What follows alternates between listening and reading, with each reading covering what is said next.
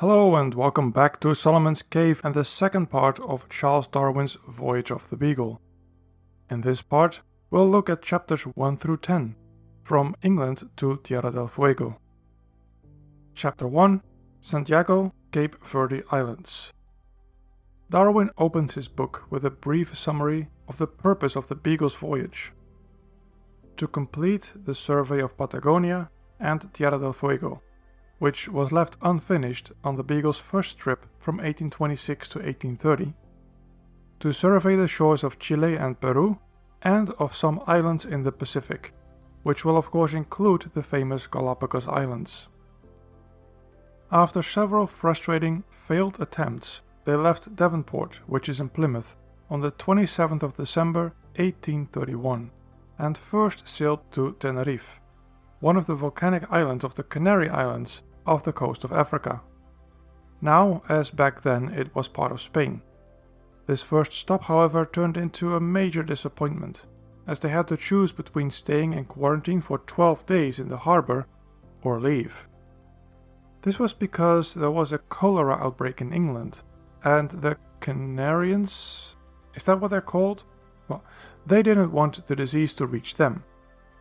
A fear well founded, as the second cholera pandemic, which lasted from 1826 to 1837, was sweeping the planet at that time. Total numbers are hard to get by, but in London alone, 6,536 people would die from the disease.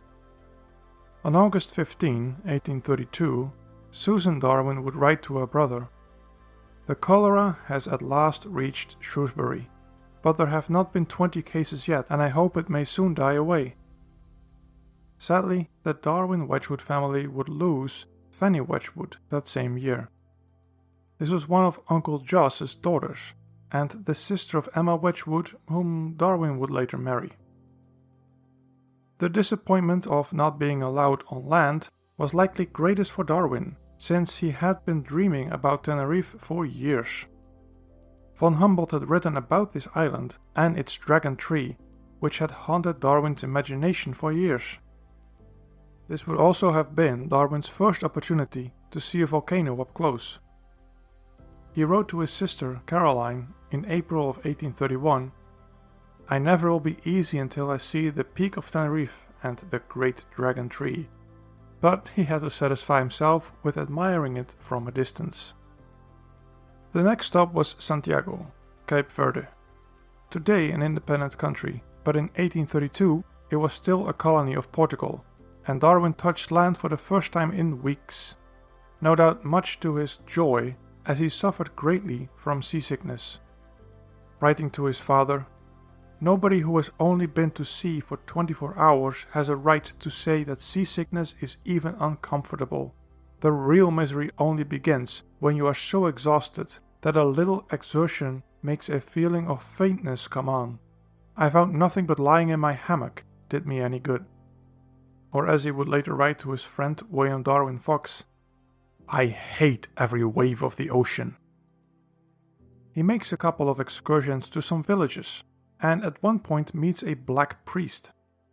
We presented the black priest with a few shillings, and the Spaniard, patting him on the head, said, with much candor, he thought his color made no great difference. This silly little episode is the first, but certainly not the last time, Darwin comments on race and black people in his book. It is a little paternalistic, and he doesn't give his own opinion explicitly, but I thought it interesting to note it here. Darwin was likely able to talk with this Spaniard in his own language, as he had studied Spanish diligently the year before, even though later he would write in his autobiography, "During my whole life I have been singularly incapable of mastering any language." He didn't have much positive to say about the flora and fauna of the island, calling it singularly barren in a letter he wrote to Henslow. Sea life, on the other hand, was more present. He spent some time playing with a little octopus, and even sent some samples home. At or around Cape Verde, Darwin also collects a sample of dust. Dust clouds coming from the Sahara Desert are a common feature in this part of the Atlantic, and sometimes much further out as well. These dust particles, it is now understood, are a crucial source of nutrients and microorganisms that keep waters healthy and lively. But much of his attention is given to the question of how these islands came to be. The geologist in him thinks that perhaps most islands, like this, are of volcanic origin. Today, most of us are familiar with the idea that many islands, like the Hawaiian archipelago, are the result of underwater volcanoes pushing up a lot of lava which subsequently cooled. But in Darwin's time, this was quite a new and daring notion. A notion that will play an important role later when he tries to solve what I will call the Galapagos puzzle. After crossing most of the Atlantic and the equator, and a brief stop at the Rock of St. Paul, the Beagle reaches Fernando Noronha on February 20, 1832, a small volcanic island off the coast of Brazil where the Brazilians sent their exiles. And on the 28th they reach Bahia, or San Salvador. This is the first time he enters a real tropical rainforest, and he wanders around to his heart's delight. The exquisite, glorious pleasure of walking amongst such flowers and such trees cannot be comprehended but by those who have experienced it. But despite the enormous impact all this greenery has on him, he also again, as a geologist, wonders about the rocks underneath the soil, granite. This leads him to ponder deep time and how old the earth is, given what he as a geologist believed was necessary to cause such a formation to come about by natural processes. Along the whole coast of Brazil, for a length of at least 2,000 miles, and certainly for a considerable space inland, wherever solid rock occurs, it belongs to a granitic formation. The circumstance of this enormous area being constituted of materials which most geologists believe to have been crystallized when heated under pressure gives rise to many curious reflections.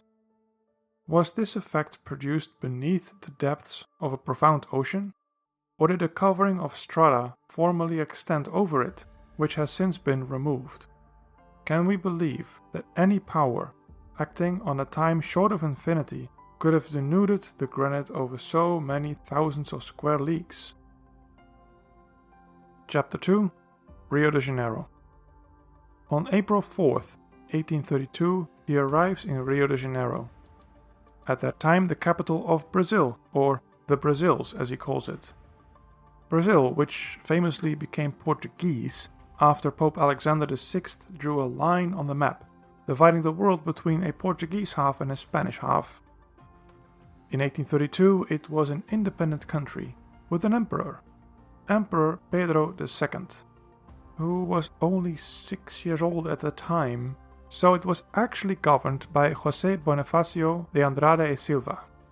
It was a tumultuous time, with many different factions vying for control. But Darwin would not get much involved in all of that. He would stay in and around Rio until July 5th. Shortly after arriving, he heads north to visit the estate of an Englishman, and on the way he recounts a story about a steep granite hill they passed by. This spot is notorious for having been, for a long time, the residence of some runaway slaves, who, by cultivating a little ground near the top, contrived to eke out a subsistence. At length they were discovered, and a party of soldiers being sent, the whole was seized with the exception of one old woman, who, sooner than again be led into slavery, dashed herself to pieces from the summit of the mountain. In the Roman matron, this would have been called the noble love of freedom. In a poor negress, it is mere brutal obstinacy. Here Darwin exposes the hypocrisy of race-based slavery that willfully and irrationally sees black people as inferior. Brazil at this point still practices slavery. Yes, England too, but in England itself, slaves were not, generally, pressed into brutal fieldwork on plantations, while in Brazil they often were.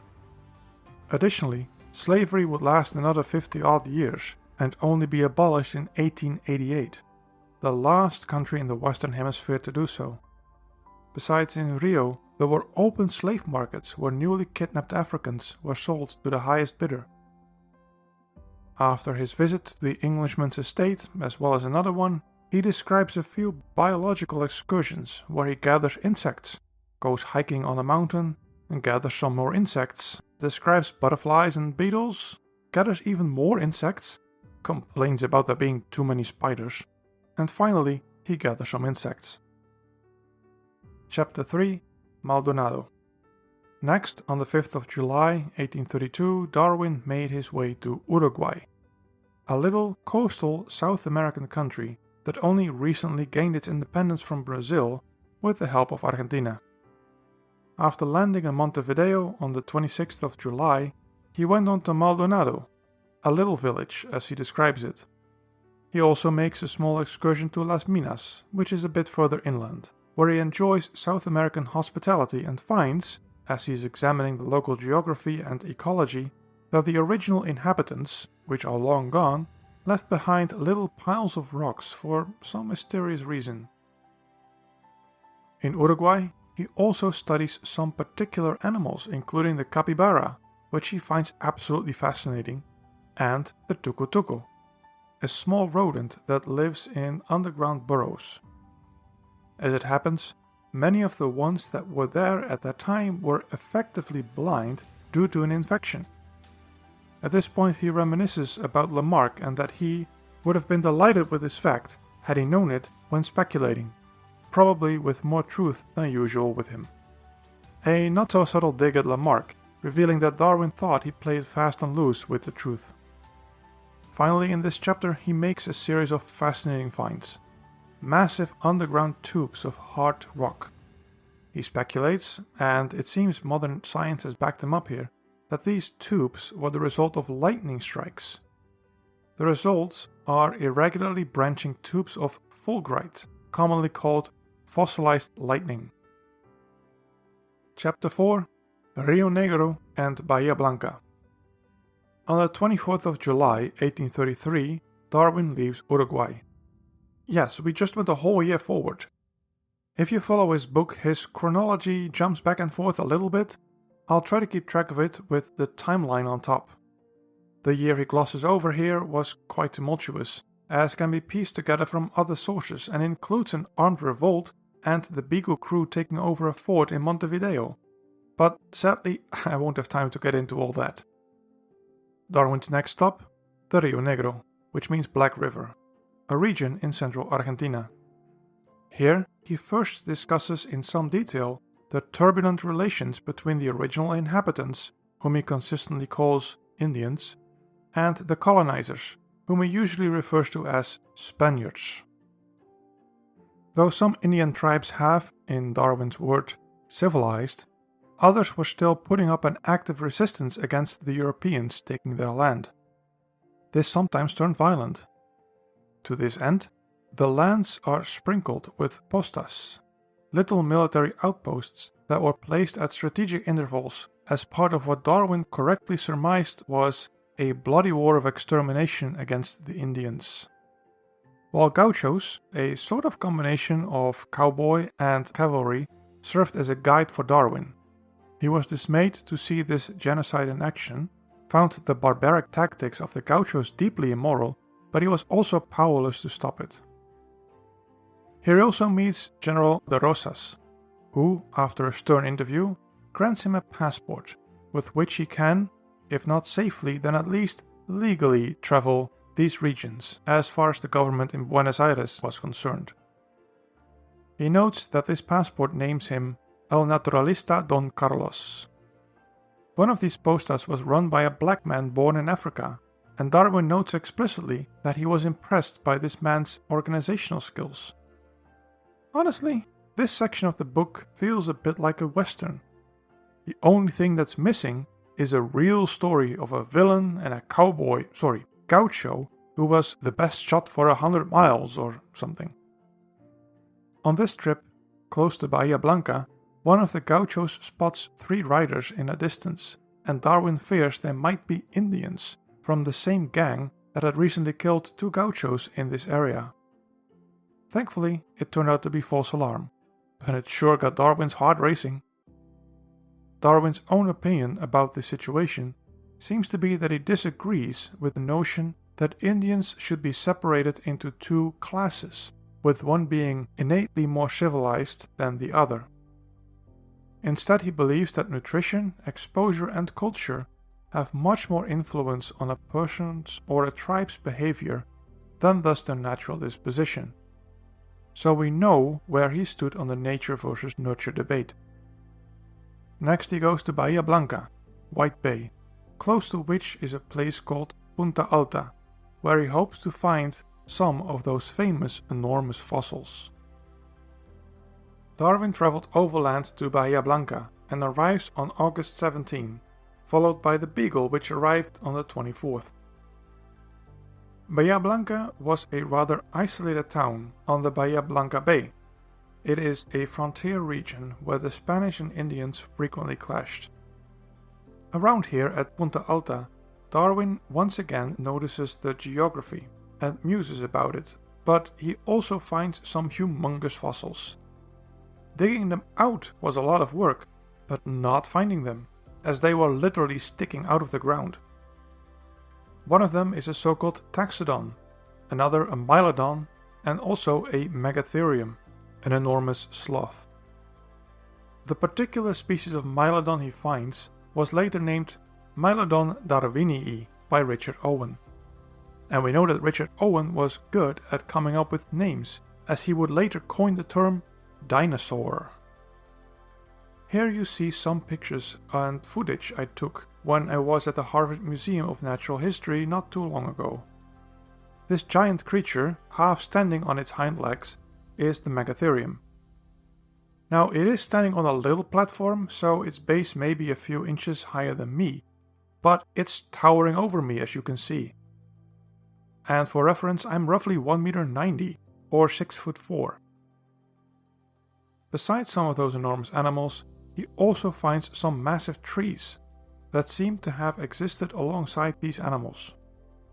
Darwin was likely the first naturalist to find examples of some of these species, though he wasn't trained as a paleontologist, so his descriptions were vague and his identifications sometimes incorrect. He did send home whatever he could, and later Richard Owen would publish a book with detailed descriptions of all fossils that were encountered on this trip, including many absolutely gorgeous drawings. See the bibliography below this video. Now, these findings are not just cool, though they certainly are, but you can see in this chapter that they are making Darwin think. And he's thinking along the following lines. First of all, these huge animals would have eaten a lot of stuff. They seem to be clearly vegetarians, and we find these giant fossilized trees here as well. At the same time, the landscape was wretchedly sterile at the time Darwin was there. And in a way it still is. I took a few trips there with Google Maps, and the landscape is very flat and almost entirely covered with short brown grass and a few bushes. Darwin next theorizes that a change in the climate caused the forests to disappear, and subsequently these large mammals died for lack of food. He was likely not the first to write about such theories about extinct species, but now he saw it for himself. Why is this important? Well, it kind of puts a dent in the fixity of species concept. What I mean is this. The classical fixity of species concept, when understood in a 19th century Christian way, was that God had created a diverse planet with all sorts of habitats, and God had created all species to fit in specific habitats. So polar bears are made for the Arctic regions, whales for the ocean, etc. But here's an issue. Clearly the habitat around Bahia Blanca has changed significantly in the past, causing major changes in plants, and subsequently several species died out. So if a habitat can change and species living in that habitat can die out, could that mean that at some point all species would die out? Or vice versa, if a habitat changes from, say, a jungle to a prairie, where did the prairie animals come from? In any case, this provided Darwin with more interesting questions to ponder, expanding the scope of challenges surrounding the upcoming Galapagos puzzle. In the last section of this chapter, he shares some more of his thoughts about General Rosas, an Argentinian general, later politician, with a complex place in history. Darwin and historians call him a general because his actions were more or less sanctioned by the government in Buenos Aires. But he had paid for and trained his own army and was soloing his war against the natives, making him essentially a warlord who had become too powerful for the national government to control. When Darwin meets him, he is very impressed by him and thinks highly of his ability to do good. But afterwards, when he hears about how he governed once he gained formal political power, Darwin was disappointed.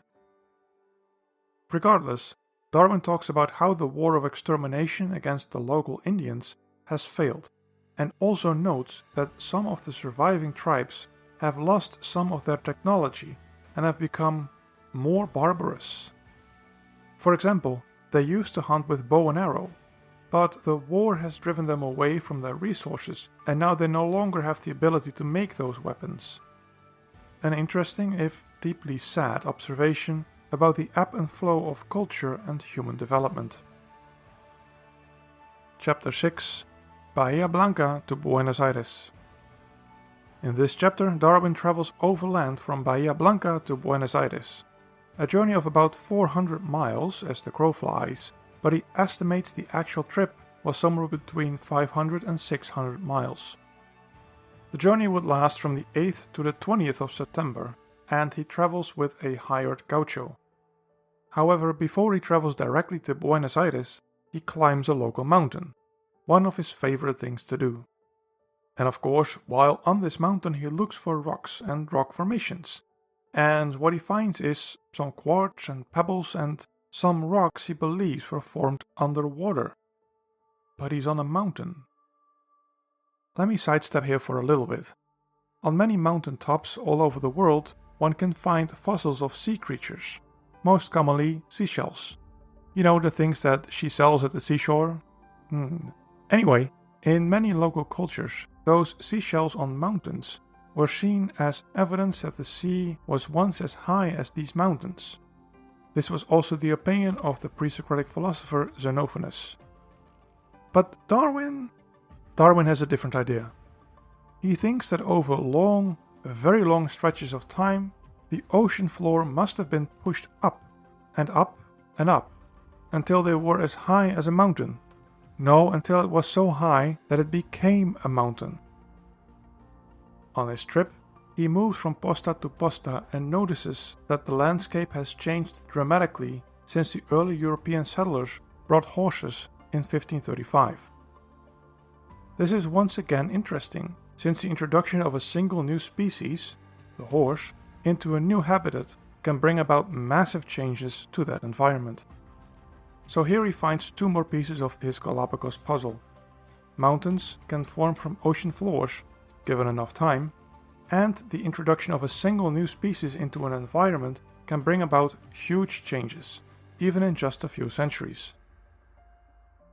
Chapter 7: Buenos Aires and Santa Fe. On September 27, Darwin goes on his third major land excursion, this time some 300 miles from Buenos Aires, namely to Santa Fe. Along the way he keeps an eye on the geology, and on the 1st of October he goes hunting for fossils again. This time he finds a mastodon, another huge South American vegetarian that has now died out. Speaking of dying, at this point in his book he describes a story as it relates to the irregular climate. Not too long ago there was a 5-year drought between 1827 and 1832. After that, a heavy rainy season came which caused some major floods. During all this, an eyewitness informed him, many thousands of wild horses were trapped in mud looking for water. They got stuck and died in the marshes. When the floods came, many of those old carcasses were swept away. Hence it is almost certain that some thousands of skeletons were buried by the deposits of the very next year. What would be the opinion of a geologist viewing such an enormous collection of bones, of all kinds of animals and of all ages, thus embedded in one thick earthy mass. Would he not attribute it to a flood having swept over the surface of the land, rather than to the common order of things? In a footnote, he adds that this cycle of droughts, deaths, and flood deposits happens every 15 years or so. Darwin does not describe seeing and examining these flood deposits, but it does show how in science one often works from the known towards the unknown. And sometimes the known is in part based on observations of others, including people who are untrained in science. Additionally, I thought this might be illustrative of what paleontologists sometimes encounter. Large piles of bones of various species all jumbled together. It in part explains why often we find partial skeletons of species, and we have to reconstruct large parts based on our best guesses. In one of his letters, he alludes to having found a similarly jumbled mass of fossilized bones. I have fragments of at least 6 distinct animals, shattered and rolled as they have been. They will be recognized. After this, he spends the rest of October roaming about around Santa Fe, and even dips into Paraguay. But then he calculates that it is time to head back to Buenos Aires to catch the Beagle before its scheduled departure. But there's a revolution. The city of Buenos Aires was blockaded by General Rosas' men, and there was no way for Darwin to reach the Beagle in time. This was the so-called Revolución de los Restauradores, the Revolution of the Restorers. A messy, but thankfully brief, uprising in which the aforementioned general played a key role. When Darwin reaches the blockade, he was able to negotiate himself into the city after mentioning that he had met General Rosas and that he was very kind to him. He ends the chapter with the tepidly disapproving note that sometime after he heard that Rosas has been elected with powers for a time altogether opposed to the constitutional principles of the Republic. After having ruled Argentina as a dictator for a number of years, General Rosas fled to Britain in the early 1850s and lived there as an exile. Chapter 8: Banda Oriental and Patagonia. Eventually, after smuggling himself across the Rio de la Plata, Darwin manages to catch the Beagle in Montevideo on November 14, after which he makes another land excursion. Of course, Darwin is amazed at all the little things he sees, and so he describes the habits of cattle and dogs. He meets an Englishman and stays at his place for 3 days, finds another giant fossil, this time a toxodon, and eventually makes his way back to Montevideo on the 28th. Here he makes a critical comment on the city folk. The character of the higher and more educated classes who reside in towns is stained by many vices. Sensuality, mockery of all religion, and the grossest corruption are far from uncommon. I find this interesting, since though Darwin never discusses the contents of Christian doctrine in his book, he betrays a certain admiration for Christianity and religion in general. Of course, he grew up Christian and semi-studied theology, but here he is genuinely critical of people who mock religion. On the 6th of December, the Beagle leaves Rio Plata and makes its way to Port Desire, where it would arrive on the 23rd. Along the way, Darwin observes both butterflies and spiders who are able to fly or soar enormous distances through the air out into the open ocean. This is yet another little piece of the Galapagos puzzle. On January 9, 1834, the Beagle reaches the port of San Julian, and Darwin once more goes on a geology excursion.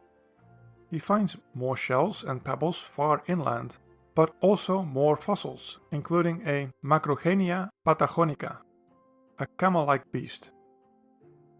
By now he has seen so many fossils that he begins to suspect that there are more fossilized species than currently living ones. Have more than half of the species God created died out?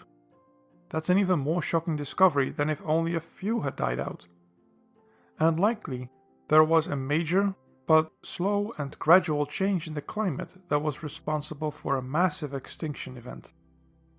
Certainly no fact in the long history of the world is so startling as the wide and repeated extermination of its inhabitants.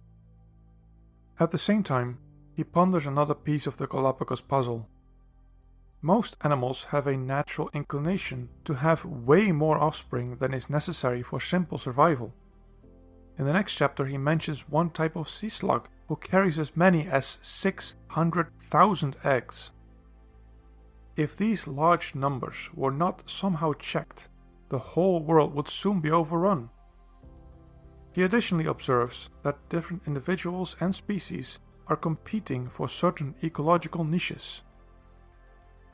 Chapter 9: Santa Cruz, Patagonia and the Falkland Islands. In Chapter 9 a few months have passed and we are now on the 13th of April 1834, and they arrive at Santa Cruz, and Captain Fitzroy has the brilliant idea to sail up the river there. A gruesome trip for the shipmates, as they eventually have to literally drag the Beagle upstream. On the 29th of April, Darwin notices some giant boulders in the river valley and wonders how they could have gotten there. They are not local, and may have been transported there by ice? A theory that was one of the foundations for the Ice Age, first put forth by Daniel Tylus in 1742. Another observation made by Darwin here is that the river was flanked by a series of stepped plateaus. He theorizes that these two plateaus were once a single plain and that the river cut through this single plateau. Here are some pictures you can find on Google Earth, with one plateau over here and the other one all the way over there, with the river cutting through them. The trip continues, but on the 4th of May Captain Fitzroy finally gives up and orders a return the next day. Then the narrative goes back to March, as between the 1st and the 16th of March they were on the East Falkland Island. He would spend roughly twice 1 month there, namely from the 1st to the 6th of April 1833 and again from the 10th of March to the 7th of April of the next year. Darwin is anything but impressed. The island is part penal colony and part a place where fugitives go. He finds the ecology of the island boring, but takes an interest in the geology. Oh, and the weather is dreadful. One thing that did initially surprise him was that these islands were now apparently claimed by the British, and he suspects that they would eventually be of great importance to shipping. Naturally, the Argentinian government was not happy, is until today not happy with this unilateral decision made in London, but even in 2025 this is still part of the UK, one of the UK's final colonial remains. Some time ago, the French have introduced horses to the Falklands, but many have gone wild and have degenerated. Another species he discusses is rabbits. Experts had long held that at that time on the Falklands there were two separate species of rabbits that can be distinguished by color. But Darwin in the end agreed with the locals that there was one species. Darwin's instinct to listen to locals with practical knowledge over the experts appears to have been right, as the varieties can interbreed. He also discusses a local wolf-like fox, Canis antarcticus, which since has sadly gone extinct. Oh, and he sees a type of wild geese, and he notices that its head and beak are adapted for eating shellfish. Chapter 10: Tierra del Fuego. If you know one thing about Darwin's voyage of the Beagle, you know that he visited the Galapagos Islands. If you know two things about his journey, you know about the story of the Fuegians. Tierra del Fuego, the land of fire, named after the habit of the locals to carry little smoldering fires with them in their canoes. At that time, Tierra del Fuego was effectively ungoverned. Spain, Britain and France had all at various times claimed the region for themselves, but they were unable to effectuate their claim by any practical means. Argentina, or as it was known back then, the Provincias Unidas del Río de la Plata, the United Provinces of the Silver River, had sent a governor with a small military attachment down there in 1828, but the British disagreed and sent them back to Buenos Aires. but the lack of a unifying Western or Argentinian government notwithstanding, it was the home of the 3 Fuegians that Captain Fitzroy had kidnapped and educated in England, and they were now returning. Reading only Darwin's account, the chronology is a bit confusing, since the Beagle visited Tierra del Fuego twice during its trip, namely from December 16, 1832 to February 26, 1833, and again from February 12, 1834 to March 6.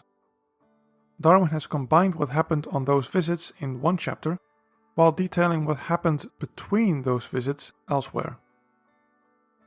The story of the Beagle in Tierra del Fuego and the Fuegians starts with a crime. As I mentioned in the first video, on the first journey of the Beagle, a whaleboat was stolen, and despite his best efforts, Captain Fitzroy was unable to find and repossess it. Instead, he kidnapped a total of 4 Fuegians from different places. First was a man named El Leparu, named York Minister, 26, who was kidnapped on the 28th of February 1830 from Christmas Sound. On the 1st of March, Yokushlu, a young girl of 8 years old, was taken and given the name Fuegia Basket. The next week, Boat Memory, age 20, was taken hostage, and finally on the 11th of May, Orundelico, renamed James, Jemmy Button, age 14, was the last to join the hostages. The story goes that Jemmy left his 2 older companions in their canoe and willingly stepped into the second whaleboat with Fitzroy, after the latter waved him over. In order to avoid the appearance of a kidnapping, even though it totally was a kidnapping, Fitzroy tore a button off his coat and tossed it into the Fuegian canoe. Hence the name Button. All 4 were inoculated against smallpox, but sadly the man named Boat Memory, whose native name has been lost to history, had an adverse reaction and died. The 3 remaining Fuegians were educated at Fitzroy's expense in England by the Christian Missionary Society in Christianity, English, the use of common tools, animal husbandry, and gardening. While being educated, they were also put on display in private, including to the king and queen, and they were examined by phrenologists who concluded that their skulls showed severe marks of barbarism and animal-like traits, while their intellectual bumps were small. 19th century pseudoscientific racism was something else. And to add disgusting insult to lamentable injury, the remains of Boat Memory were pickled and handed over to the Royal College of Surgeons for dissection, like he was an animal or a criminal. But now, Jemmy, York and Fuegia were on their way back, along with a missionary named Richard Matthews. Fitzroy's hope was to use these 3 Fuegians along with Matthews to civilize and Christianize the Fuegians. In practice, however, there were many obstacles, and during their repeated visits to Tierra del Fuego, most of Fitzroy's hopes and dreams proved futile. Darwin's opinion on York Minister was not very positive. He wrote that his disposition was reserved, taciturn, morose, and when excited, violently passionate. He was also intelligent and understood a lot more English than he pretended. Fuegia was still very young, no older than 13 when they returned to Tierra del Fuego. Her intellect was great and she picked up languages very quickly, including some Portuguese and Spanish when she spent a few months on shore in Rio and Montevideo respectively. York Minister took a special interest in her, but it is unclear whether he had a romantic or a parental interest in her. Nevertheless, he became a protector on board the ship. Jemmy was everyone's favorite. He was easygoing and, despite his mediocre English skills, talked the most with the crew. Whenever Darwin was seasick, he would come over and in a plaintive voice say, "Poor, poor fellow." On December 17, 1832, so a little more than a year before his visit to the Falkland Islands, as discussed in the previous chapter, Darwin first goes to Tierra del Fuego and was enthusiastically greeted by the savages, as he calls them. Communication with them proved difficult, and Darwin even suspects that they don't have a language. Note, this was completely wrong. The various native groups did have a language. Several languages, in fact, that are as rich and nuanced and complex as any other. But Darwin, of course, wasn't a linguist. In a letter to his sister Caroline, he wrote the following: "I saw the native Fuegian, an untamed savage, is, I really think, one of the most extraordinary spectacles in the world. In the naked barbarian, with his body coated with paint, whose very gestures, whether they may be peaceable or hostile, are unintelligible. With difficulty we see a fellow creature. No drawing or description will at all explain the extreme interest which is created by the first sight of savages." In his book, Darwin's description of the Fuegians also isn't very flattering.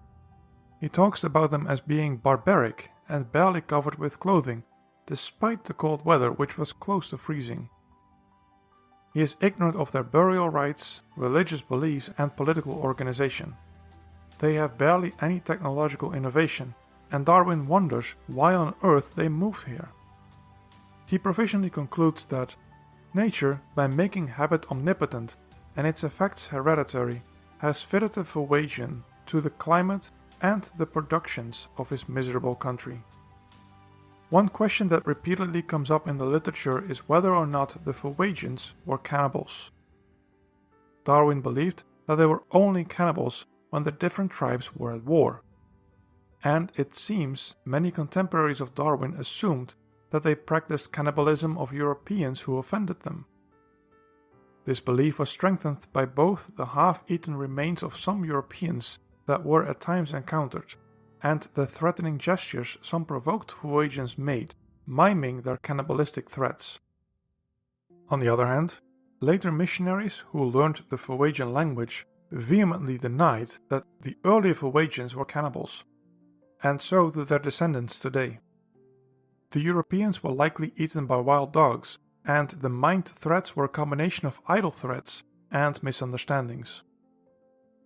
In mid-January, the Beagle attempted to sail around Cape Horn, but it all went terribly and almost catastrophically wrong. The ship got stuck in extreme weather and 3 successive waves nearly made it go under. Had a 4th wave followed, it would have been too much. This, incidentally, is precisely why the Beagle had undergone such extensive improvements, as the Beagle's original design would surely have been insufficient. And so, Darwin and the Beagle returned to Tierra del Fuego on the 19th of January, where they met completely naked and scary-looking Fuegians the next day. On the 23rd, they finally managed to encounter Jemmy Button's tribe at a place called Voyage. But as Jemmy tries to communicate with them, he seems to have forgotten his native tongue. He speaks poor English and even worse Spanish, but almost no Fuegian. Despite the awkwardness, all 3 Fuegians and the missionary opted to stay here, even though Yorkminster and Fuegia Basket were from a different tribe. In a letter to Henslow, Darwin mentions that they built houses for them and planted gardens, but he was doubtful about what would come of it. On the 27th, Darwin and his shore-going party wake to find all the women and children gone, so they retreat to a more inland cave to avoid a confrontation. 2 days later, Darwin observed a small avalanche and the accompanying tsunami. Though on a small scale, it prickled his imagination about massive earth movements and geology. On February 6, 1833, the Beagle returns to Voyage from exploring farther west. After some negotiations, the natives opt to stay indefinitely despite the harsh circumstances, but the missionary, Richard Matthews, leaves with the Beagle. His attempt at establishing some kind of peaceful cohabitation, leading to the conversion of the locals, had proven futile. The Fuegians kept stealing everything, and he feared for his life. Matthews is a bit of a tragic figure in all this. In one account I've read, he apparently tried to interact with the 3 Fuegians on board the Beagle, primarily by making them recite the Westminster Catechism, a summary of the Christian faith in the form of questions and answers. He seems to have been of the belief that making them recite these questions and answers in a language they barely understood was sufficient to make them Christian. As a Christian myself, I must say I am somewhat shocked at this kind of empty view of what it means to be a follower of Jesus. The Beagle's final visit to Fuegia was on March 5, 1834. The place was deserted, the huts empty and fallen in ruins, the gardens unattended. Darwin was of course disappointed and a little scared for Jemmy Button, of whom there was no trace. He even feared or expected to find them naked and half-starved. In the end, he turned out to be correct. Jemmy comes over in his canoe to say hi, and Darwin describes him as thin, pale, and without a remnant of clothes, excepting a bit of blanket around his waist. His hair hanging over his shoulders, and so ashamed of himself, he turned his back to the ship as the canoe approached. When he left, he was very fat, and so particular about his clothes that he was always afraid of even dirtying his shoes. Scarcely ever without gloves, and his hair neatly cut. I never saw so complete and grievous a change.